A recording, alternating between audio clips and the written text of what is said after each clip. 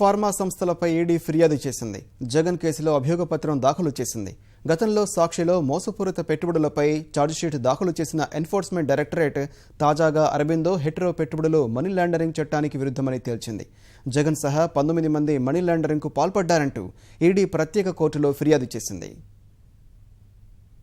జగన్ అక్రమాస్తుల కేసులో సుదీర్ఘకాలంగా దర్యాప్తు చేస్తున్న ఎన్ఫోర్స్మెంట్ డైరెక్టరేట్ రెండో అభియోగపత్రం సమర్పించింది.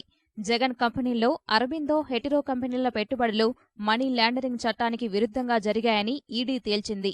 జగన్ సహా 19 మంది నిందితులు మనీ లాండరింగ్కి పాల్పడ్డట్లు పేర్కొంది.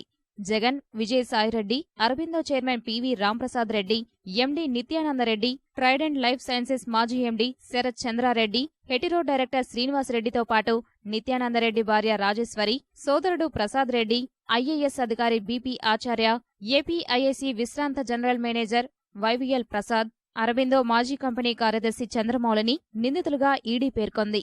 Jagati publications, Janani infra, Aurobindo pharma, APL health care, Trident life sciences, Hetero drugs, Hetero labs, Hetero health కేర్లను కూడా నిందితుల జాబితాలో ఈడీ చేర్చింది.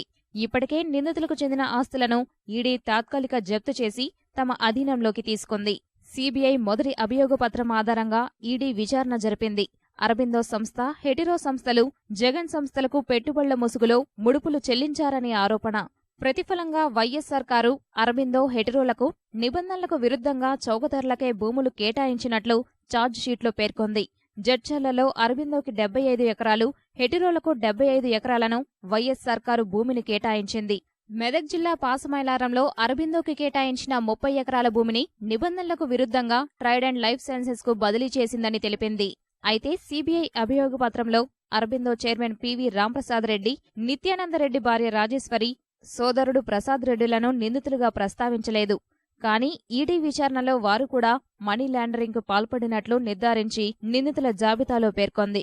నిందితులకు సమన్లు జారీ చేసి విచారణ చేపట్టాలని ప్రత్యేక కోర్టును ఈడీ కోరింది.